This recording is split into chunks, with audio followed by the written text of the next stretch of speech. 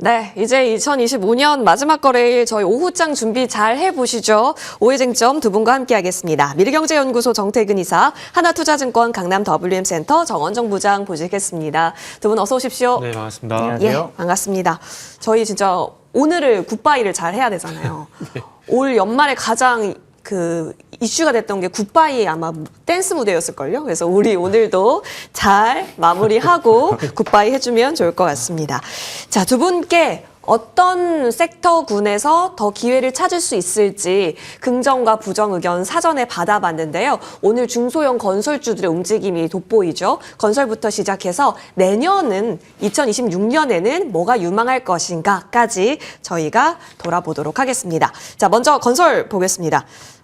정부 정책 기대입니다. 왜냐하면 그 국토부에서 주택 공급 관련한 부서 출범한다라는 조직 개편을 좀 얘기를 하다 보니까 중소형주가 오늘은 좀 더 탄력적이긴 합니다. 자, 그래서 긍정 의견을 주셨던 정태근 이사님과 함께 얘기할 건데요.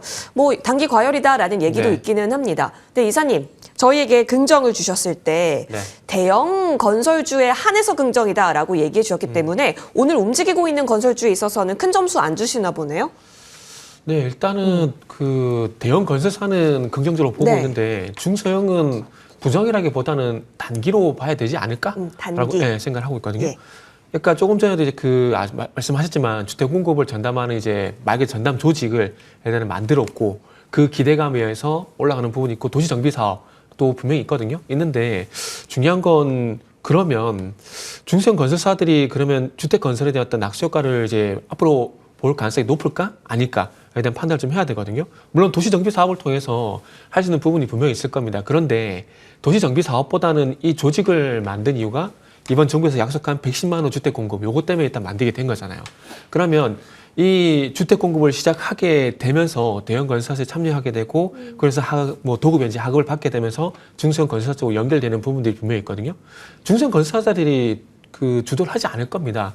왜냐하면 이번 정부 들어올 때 공공 분양을 하겠지만은 그럼에도 불구하고 대형 건설사의 어떤 그 브랜드를 입히겠다 그 얘기를 했었거든요. 그럼 대형 건설사 쪽으로 볼 수밖에 없는 부분들인데 사실 그게 쉽지가 않다라는 겁니다. 그러니까 결론은 뭐 주택 공급을 하겠다는 의도 중요하겠지만 실제로 공급하는 것도 중요한데 공급이 상당히 쉽지 않다라고 생각하고 있거든요. 왜냐하면은 첫 번째 난관이 택지 확보. 그러니까 서울시 내에 택지를 확보를 해야 되는데 과연 이게 어디에 가능할까? 그러니까 예전에 문재인 정부 같은 경우도 태릉에너지 쪽에 얘기가 나왔었잖아요. 근데 결국 5년에 그게 안 됐었거든요. 이게 서울 시내에 어느 토지에 주택을 올릴 건가에 대한 사전조사가 필요하고 토지 확보를 해야 되고 그리고 또 중요한 건 확보하고 난 다음에 가장 큰 걸림돌이 뭐냐면은 토지 보상. 이 사람들 강제로 나갈 수는 없잖아요. 그래서 그런 관점에서 보게 되면 여기에 시간이 상당히 많이 걸리거든요. 그래서 이게 빨리 끝나더라도 최소 5년이에요. 길면 10년이고요. 그래서 그런 관점에서 보게 되면은 주택 공급에 대한 어떤 정보 의지를 제가 좀 평가절하 하는 것 같아서 정말 죄송하지만 그럼에도 불구하고 제가 드리고 싶은 말씀은 그만큼 쉽지가 않다라는 걸 말씀드리고 싶은 거죠. 그러다 보니까 중소형 건설보다는 대형 건설 쪽으로 보는 게 낫다라고 말씀드리고 싶은 거고 대형 건설사 쪽으로 보게 되면 두 가지 모멘텀으로 좀 보시면 되는데 하나는 그동안 그 대형 건설사들이 어떤 주가의 발목을 잡았던 가장 큰 요인은 저 개인적으로 해외 수주라고 좀 생각을 하고 있습니다. 무슨 얘기냐면은 이게 과거에 한번 우리 건설주가 한참 잘 나갈 때 한번 생각해 보자고요. 그때가 2007년부터 2014년까지 중동에서 이제 미친 듯이 그때도 수주를 받게 되면서 수주가 한 해 600억 불이 넘는 수주 그리고 맥스가 이제 714억 불인가 제가 기억을 하고 있거든요. 근데 그게 2015년 이후에 계속해서 이제 수주액이 감소하게 되면서 해외 국내 건설사들이 수주액이 좀 빠졌습니다. 그런데 올해 12월 달까지 누적 해외 수주액이 446억 정도가 되거든요. 요 수치 계속하게 되면 올해 500억 달러를 돌파할 가능성이 상당히 높아요. 그럼 이 수치가 2015년도 461억을 상회하는 수치고 2014년 660억 불에 좀 다가선 수치거든요. 그러면 해외 수주가 어쨌든 뭐 조선이라든지 다른 그 원자력이라든지 이런 것들처럼 턴어라운드가 되게 된다라면은 이런 것들이 결국 이 숫자로 반영이 될 것이고 그러면 건설주 같은 경우도 소위 말하는 실적주로 갈 가능성이 있다라는 것들이죠. 전력 설비도 아시겠지만은 결국 수주 밑바탕이 된 어떤 실적이 나오게 되는 거잖아요. 그래서 건설 같은 경우도 어쨌든 해외 수주액이 V자 턴을 하고 있는 그런 상황들이기 때문에 그런 것들이 반영되기 시작하게 된다라면은 대형 건설사들 같은 경우는 실적 줄어서 주가 레벨업이 될 가능성이 높다라는 거죠. 플러스 원전. 요거는 뭐 그동안 많이 말씀드려가지고 아마 잘 알고 계실 건데 대표적으로는 현대건설 제가 항상 말씀드리잖아요. 현대건설 말씀드리는데 현대건설 같은 경우는 아시겠지만 국내에서 유일하게 지금 이제 미국에서 원전 해체 사업을 참여하고 있는 중이고 그리고 가까운 시일 내에 볼 수 있는 부분들이 1분기에 미국의 펠리세이드 SMR 택지 확보라고 하는 데도 있고 뭐 착공이라는 얘기를 하고 있는데 어쨌든 뭐 택지가 확보되게 되면은 뭐 착공 진행되는 거기 때문에 그렇게 보셔되고 그리고 이제 베르미 아메리카 그리고 불가리아의 코즐루디 발음하기 쉽지 않은데 코즐루디 원전 같은 경우도 착공에 대한 얘기가 나오고 있거든요. 그래서 그런 부분들 감안해 보게 되면 저는 개인적으로 뭐 중소형 건설주들 같은 경우에 단기에 정부 정책 기대감에서 보는 게 맞고 시간 좀 길게 보게 된다라면은 건설주가 실적적으로 턴이 되게 된다라면은 그 속에서 대형 건설주들 같은 경우에 뭐 대표적으로 아실 거죠? 현대건설, 뭐 대우건설, 삼성물산 중심으로 해서 계속 보시는 게 저는 좋다라고 생각하고 있습니다. 실적주로서 우리가 가져갈 수 있는 안정적인 힘은 대형주에서 나올 테니 그 부분 놓치지 말아야 할 것 같고 그럼 대형주 플러스 네. 원전 모멘텀이 껴있는 쪽은 사실 저희가 먼저 떠오르는 건설사가 현대건설이 아닐까 싶은데요. 사실 정태근 이사님께서 현대건설 굉장히 좋게 얘기해 주시긴 했는데 정원정 부장님께서 지난주에 현대건설을 저희에게 탑픽으로 언급을 주셨기 때문에 추가 전략 의견 같이 받아보겠습니다. 근데 사실 건설주 전체적으로 오늘은 중립을 주시긴 했었거든요. 현대건설은 사실 여기서 배부르실지도 모르겠습니다만 더 모멘텀이 나온 거잖아요. 홀텍 이슈가 또 아무래도 있기 때문에 당시에 목표가는 8만 원 주셨습니다. 지금도 유효한가요? 뭐 아직까지도 현대건설 뭐 지난주였는데 바로 의견을 그죠? 바뀌지는 않고 말씀하셨던 것처럼 이 건설주의 전반적인 거는 제가 중립 의견을 냈지만 개별 종목들에서는 조금 괜찮은 종목들이 있을 거다라고 계속 생각을 하고 있습니다. 현대건설 같은 경우 수급도 뭐 완벽하게 좋다라고 하긴 그렇지만 외국인들이나 기관 쪽에서 매수해주는 그런 모습도 있고 이제 뭐 조정을 받은 상황. 말씀드렸지만 이게 12월 중순에 미국이 이제 이 제휴사, 파트너사 이슈 때문에 급락했던 부분이 있었거든요. 그런 부분 때문에 빠졌던 부분은 충분히 회복할 수 있다라고 보고 있고 또 원전 관련한 이슈도 계속해서 나올 수 있다라고 저는 보고 있기 때문에 그런 이슈 나올 때마다 주가는 조금씩 올라갈 수 있고 그때마다 조금 수익을 볼 수 있지 않을까 생각을 하고 있는 상황이기 때문에 뭐 이제 저 추천한 지 조금 올라 있는 상황이기 때문에 아직까지는 조금 더 보유하시는 전략 유효하다라고 말씀드릴 수 있을 것 같습니다. 네, 목표가 8만 원까지 주신 바 있습니다. 두 분의 의견은 현대건설 쪽으로는 또 긍정이 열려져 있기 때문에 추가 업사이드 노려보죠. 자, 이어서 다음 쟁점으로 넘어갈 텐데요. 바로 오랜만에 인바운드 점검 시간 갖겠습니다. 아침부터 서부 T&D의 움직임이 좀 돋보이기는 했었습니다. 중국 인바운드 쪽으로 본다면 사실 지금 하단 자막에도 나오고 있다시피 방한 외국인 쪽으로도 볼 수 있을 것 같고 그리고 이번에 방중한다.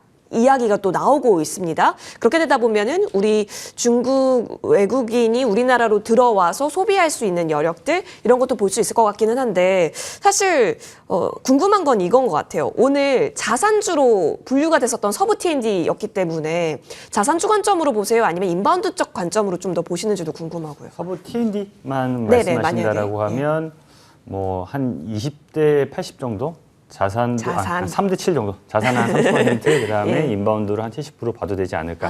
사실 서부 T&D 위치가 용산 쪽에 네네. 있다 보니까 그러니까 외국인들이 딱 인천공항에 들어오고 나서 딱 오기가 상당히 좋은 위치에 돼 있어서 이 호텔 수요나 이런 거는 계속해서 좋을 거다라고 예상을 하고 있고 자산 관련해서도 어쨌든 이 땅값이 계속 올라가는 부분 그다음에 그런 가치를 재평가받는 거는 계속 좋을 거다라고 생각을 하고 있기 때문에 서부 T&D 사실 전에도 이가 탑픽으로 갖고 왔었긴 한데 뭐 최근에야 조금 이 주가 변동폭이 좀 커지긴 해서 약간 주의가 좀 필요할 것 같긴 하지만 아직까지는 좀 상승 여력이 있다라고 봐서 서부 T&D 개별 종목은 의견은 조금 아직까지도 긍정 의견이라고 생각을 하고 있고요. 전반적으로 인바운드 관련된 전반적인 뭐 카지노 관련주도 한번 그죠? 짚어본다라고 하면 사실 이제 이 뭐 대표적으로 할 수 있는 게 파라다이스, 뭐 GKL 이 두 종목을 딱 집어서 본다라고 하면 사실은 올 한 해를 본다라고 하면 좋았었다가 지금은 맞아요. 약간 조금 침체기에 있는 예. 그런 모습이 나오고 있어서 이게 만약 계속 좋았었다라고 하면 주가가 지금 계속 올라가 있을 거지만 그렇게 된다라고 하면 제가 오히려 지금은 중립이나 좀 다른 의견을 냈을 것 같은데 오히려 좀 빠졌기 때문에 저는 이 긍정 의견을 좀 드렸습니다. 사실 이 카지노 관련해서 가장 큰 이 매출의 큰 비중을 차지하는 게 중국 관광객, 그다음에 일본 관광객인데. 어떻게 보면 이제 두 나라가 서로 그쵸. 사이가 좋지 않잖아요. 저희는 이제 그 사이에 껴있기 때문에 어떻게 보면 수혜를 받을 수 있는 그런 상황이 될 수 있다라고 저는 생각을 하고 있고 그렇기 때문에 이 일본해가 중국인들이 우리나라에 들어오고 그 다음에 중국해가 일본인들이 우리나라에 들어오고 여기서 카지노 이용, 드랍액이나 이게 계속 높아진다라고 하면 매출이나 실적 상당히 좋아질 거다라고 생각을 하고 있습니다. 물론 지난해 워낙 안 좋았기 때문에 올해 상당한 기저효과가 있긴 하지만 내년에도 어쨌든 성장세는 좀 유지될 것이다라고 카지노 관련된 보고 있기 때문에 실적 측면에서 계속 성장할 수 있고 그 다음에 주가도 지금 빠져 있는 상황 거기다가 이 일본과 중국의 아직까지도 이 사이 안 좋은 예. 점 거기다가 아까도 언급해 주셨던 이재명 대통령이 방중 관련된 얘기가 네. 나온다라고 하면 한한령 관련해서는 조금 더 유연해질 수 있는 상황이라고 생각을 하고 있고 한일령 같은 경우는 아직까지도 조금 유연해질 가능성보다는 계속해서 이 경직된 관계가 좀 되고 있잖아요. 그런 측면에서 보면 인바운드 관련된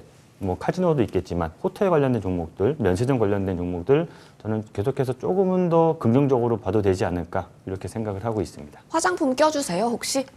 껴드리겠습니다. 화장품도 껴주시고요. 알겠습니다.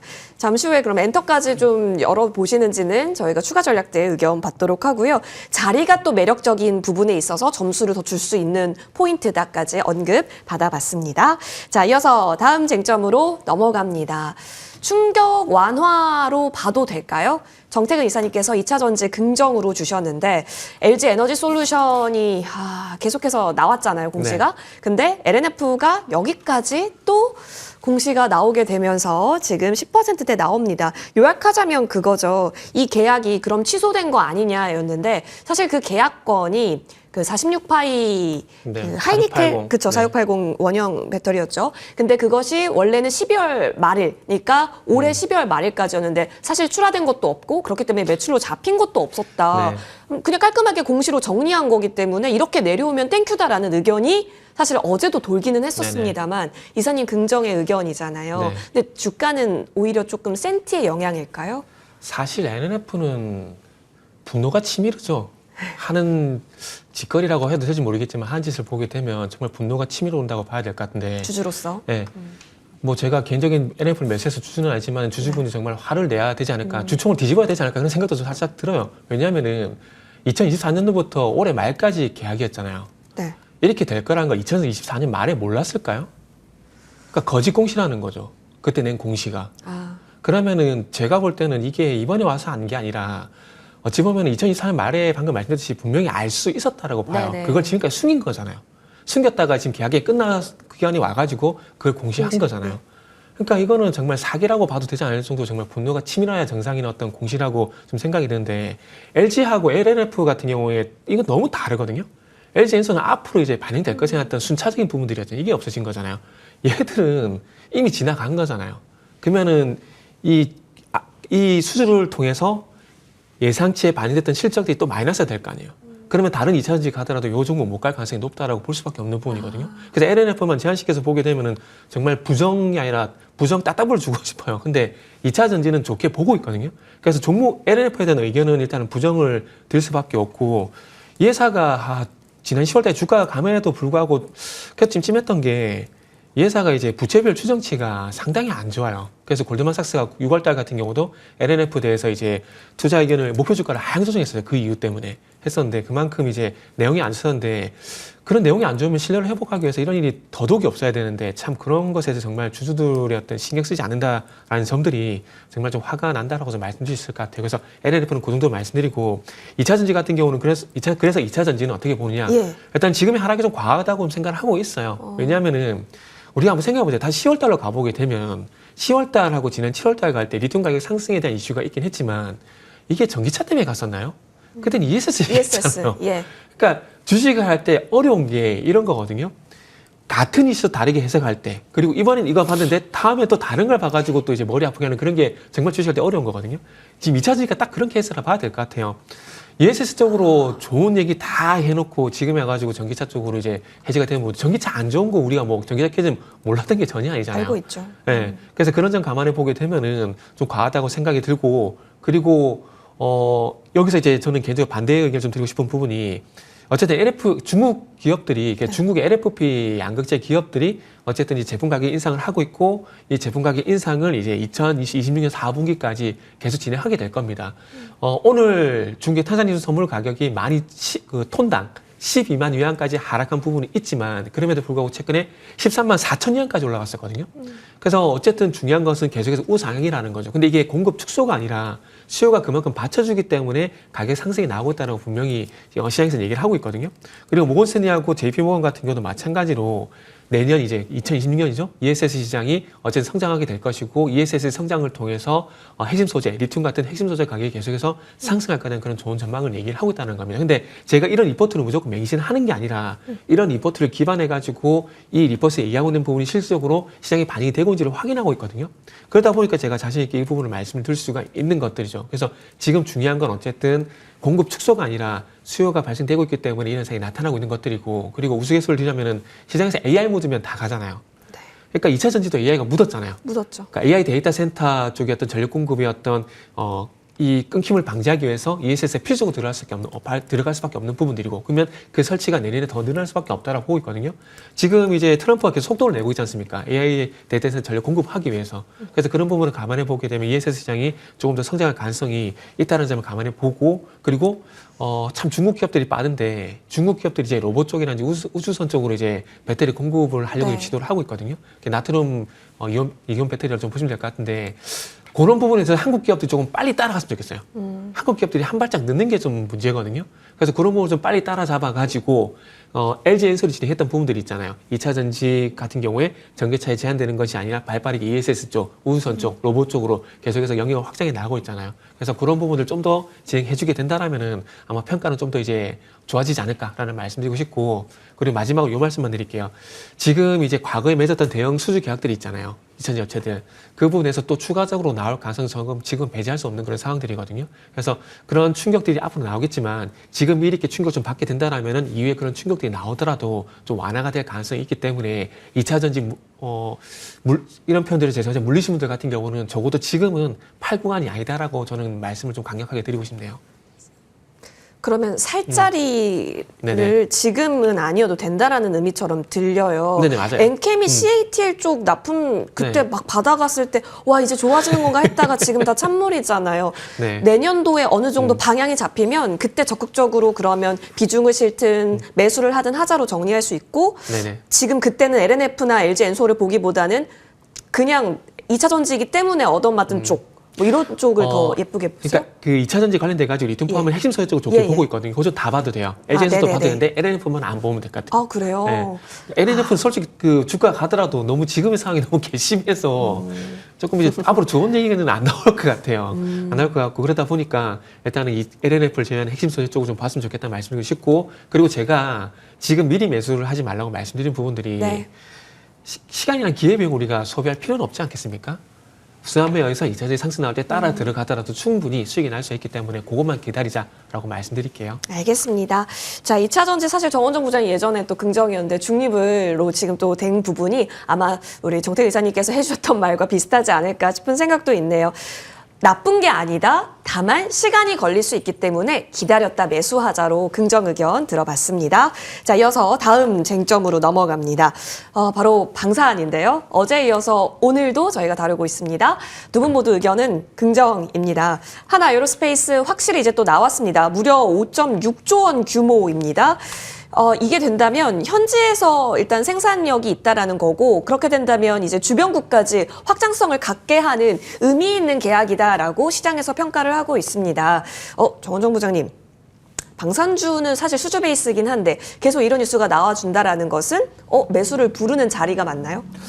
그렇긴 한데 일단 뭐 오늘도 이제 뭐 얘기했던 하나 에어로스페이스 주가 움직임을 보면 위아래 좀 변동성이 있습니다. 올라갔다 빠졌다가 다시 지금 반등하는 맞아요? 모습이 나오고 있고, 이 말은 사실은 이제 수주 베이스여서 사실은 몇 년간은 이제 딱 예상이 됩니다. 실적이 다 거의 다 예상이 되고 계속 좋을 거다라는 건 알고 있지만 주가가 생각보다 이렇게 많이 잘 가진 못해요. 뭐 대표적인 종목들 방산주들 몇 개 있는데 한국항공우주만 계속해서 이제 우상향하는 그런 모습이 나오고 있고, 그 이외에 뭐 넥스원이나 뭐 현대로템이나 하나 에어로스페이스 같은 경우에는 오히려 최근에 좀 조정을 받은 그런 모습이 나와 있는데, 이거는 저 개인적으로 생각이긴 하지만 회사에 뭐 문제가 있어서 그렇다기보다는 단기간에 올랐던 부분에 차익 실현 물량이 나오면서 올라가면 조금 차익 실현 물량이 나와서 빠졌다가 다시 또 매수해주는 그러면서 조금 변동성도 좀 커지는 구간이라고 생각을 하고 있습니다.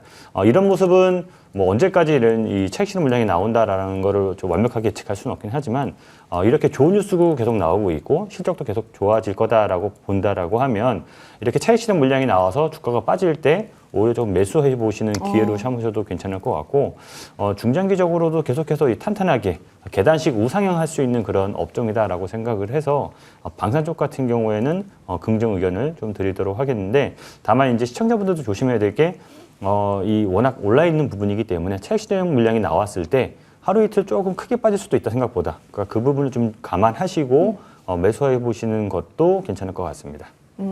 좋습니다. 저는 기억납니다. 우리 부장님께서 에라진 넥스원 손절 거 없이 딱 주셨던 그 날을 기억하는데 목표가 50 주셨죠. 지금도 지금 추세를 이어가고 있습니다. 방산주는 그 타이밍을 잘 보면서 잘 활용하자로 의견 정리하겠습니다. 자, 그럼 여러분 이제 들어야겠죠. 2026년 유망 섹터를 어디로 챙겨와 주셨는지 두 분께 의견 듣겠습니다. 그런데 AI 그리고 또 AI에 포함될 수 있는 반도체 소부장으로 언급 주셨네요. 정태근 이사님께 네. 먼저 듣겠습니다. AI라고 한다면 전력도 있고 원전도 있을 수 있고 2차 전지도 있고 네. 반도체도 있습니다. 우리는 어디로 봐야 할까요? 그러니까 네카오를 말씀드리고 싶은 겁니다. 일단은 지금 내년에 반도체는 그러니까 내년 최소한 내년 네. 상반기는 반도체는 꼭 봐야 계속 갈 되기 때문에 테니. 네, 그건 논외로 좀 하고 그 외에 뭐가 또 이제 이번에 한번 순환매에서 갈까라는 생각해 보니까 AI 쪽도 한번 이제 힘을 내주지 않을까라는 생각이 좀 들더라고요. 올해 연초에 아시겠지만 이제 테슬라와 같은 로봇 모멘텀이 발생되게 되면서 3월 달까지 레인보우 로보틱스가 강한 흐름들이 연출이 되게 되고 시간차를 두고 이외에 뭐 정부 정책 모멘텀이긴 하지만은 AI가 분명히 움직였거든요. 그러면 이번에 또 이제 AI가 로봇이 움직이고 난 이후에 그 바톤을 이어받아서 개인적으로 이제 네카가 다시 한번 힘을 좀 내주지 않을까라고 생각을 하고 있습니다. 일단 로봇 쪽으로 연결시키는 이유가 뭐냐면은 이 시간 통해서 로봇 말씀드릴 때 휴머너 로봇 말씀드릴 때 가장 중요하게 언급을 드렸던 부분들이 이족 보행에 대한 중요성이라든지 그리고 손동작에 대한 부분을 말씀드렸었거든요.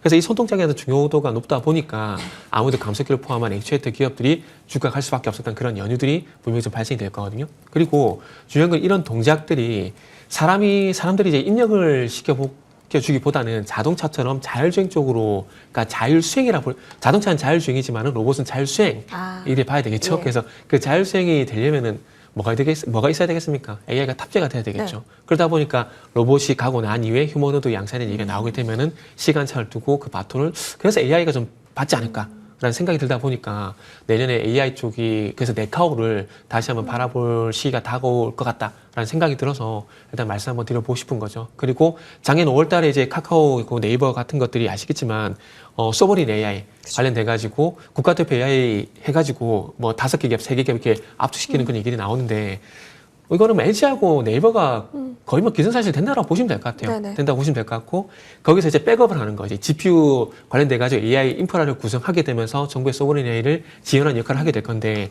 그 역할을 이제 담당하는 게 카카오거든요.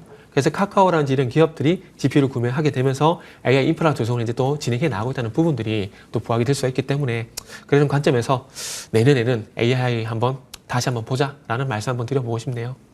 AI로 가보자. 네이버. 알겠습니다. 오늘 코엑스에서 그 국가대표 AI 관련한 이벤트도 있는데요. 어제 수급이 좀 들어오기도 했었죠. 추가적인 움직임 같이 보고 내년을 바라보면서 장기 호흡으로 보겠습니다. 자, 이어서 정원정 부장님께서는 반도체 소부장이다라고 챙겨주셨는데 투탑에 지금 완전히 쏠려있는 시선이잖아요. 이제는 소부장으로 좀 더 그 시선을 넘겨줄 때다. 이렇게 해석해도 될까요? 삼성전자 하이닉스가 사실은 계속해서 시장에 매수세를 잡아먹고 있는 상황이긴 한데, 물론 이제 이 두 종목이 계속해서 갈 수는 없잖아요. 그렇게 된다라고 하면 그 주변에 관련해서 이제 수혜를 받는 반도체 소부장 쪽에서도 분명히 시적 측면에서도 괜찮이 성장할 수 있다라고 보고 있고, 그런 측면에서 이제 삼성전자 하이닉스의 이제 어떻게 보면 낙수 효과를 받을 수 있다라고 생각을 하는 부분도 있고, 그리고 반도체 전반적인 업황은 계속해서 조금 당분간은 좋을 거다라는 얘기가 계속 나오고 있기 때문에 AI 관련해서도 계속 이 얘기 나올 수도 있는 측면도 있고, 그렇게 본다라고 하면 반도체 소부장은 계속해서 관심을 계속 두고 가져가야 되는 종목이다라고 생각을 하고 있고, 거기다가 이제 이 소부장으로 제가 더 국한시킨 거는, 더 세부적으로 본 거는 사실은 이제 코스닥 관련해서 코스닥 활성화 관련된 정부 정책이나 코스닥 벤처 관련해서 이 어쨌든 자금이 좀 몰린다라고 하면 어쨌든 이 소부장 쪽 종목들이 조금 더 탄력적으로 네. 움직이지 않을까라고 생각을 해서 반도체 그 중에서도 소부장 쪽으로 좀 보자라고 얘기 드렸습니다. 물론 이제 소재 부품 장비 중에 뭐가 될지는 좀 그때그때 좀 다르긴 하겠지만 어쨌든 반도체 소부장 쪽 같은 경우에는 이렇게 뭐 순환매가 되긴 그런 차이는 있다고 하더라도 계속해서 실적과 함께 주가도 같이 움직일 수 있지 않을까라고 생각을 하고 있습니다. 알겠습니다. 소부장단에 있어서 좀 더 기대해보자 언급 주셨어요. 그쵸? 같이 좀 따라가줬으면 하는 분들 많으실 거예요. 두산 테스나를 언급 주셨고 제공약주였거든요. 그때 6만 원 제시해 주셨는데 지금 어느덧 전고까지 왔습니다. 추가 움직임 잘 기대를 해봅니다. 자, 바로 이어서 탑픽으로 넘어갈 텐데요. 정태근 이사님, 네. 와 이쪽으로 챙겨와 주셨습니다. 여기는 네. 대금 붙을 때 무조건 양봉으로 보여주는 종목이에요. 네네. 일단은 뭐 내용은 다들 잘 네. 아실 거라 생각을 하고 다시 한번 개인적으로 이제 매수 타이밍이 왔다라고 좀 생각이 들어서 준비를 했습니다. 일단은 현대차그룹이 아시겠지만 SDV라는 로봇 사업을 추진하게 되면은 거기에 중추적인 소프트웨어 역할을 하는 곳은 당연히 이 회사라고 좀 볼 수밖에 없을 것 같아요. 그래서 뭐 2029년까지 보선 다이내믹스가 로봇을 한면에서도 공급하고 그걸 미국 공장에 설치하게 될 건데 그와 관련돼 가지고 로봇에 스마트 팩토리 연동된 시스템을 장착하는 거. 아까 AI에서 말씀드렸듯이 로봇이 이제 어쨌든 스마트 팩토리에서 스스로 작동하려면은 시스템을 장착시켜줘야 되는데 그러기 위해서는 AI가 반드시 필요하다는 것들이죠. 네. 그래서 그런 부분을 감안해 보시면 되고요. 그 SDV도 마찬가지입니다. SDV 같은 경우도 지금 뭐 추세에서 다 나왔잖아요. 그래서 그런 관점에서 현대오토에보 보시면 되고요. 차트적으로 봤을 때 네. 5일선과 21선이 이제 거의 만났거든요. 그러면 위쪽이든 아래쪽이든 방향성이 이제는 분명히 나올 수밖에 없는 그런 자리라고 생각을 합니다. 그러다 보니까 지금 한번 매수 시도를 해보는 중요한 자리라고 생각이 들어서 사실 내용보다는 차트적인 부분 때문에 좀 준비를 했다라고 좀 보시면 될 것 같아요. 일단 매수가는 31만 6천 원 제시해 보고 싶고요. 목표가는 31만 6천원에서 한 15% 정도 일단 먼저 보겠습니다. 그래서 36만 원 제시하고요. 손절가는 21선 이탈하면은 손절하자라는 관점에서 28만 3천 원 제시하도록 하겠습니다. 네, 좋습니다. 자, 현대오토에버 차트가 예쁘다. 신고가 차트이긴 한데요. 여기서 추가적인 움직임 더 보겠습니다. 자, 이어서 우리 정원정 부장님의 탑픽으로 넘어갈 텐데요. 와, 유망주 넥스틴이네요.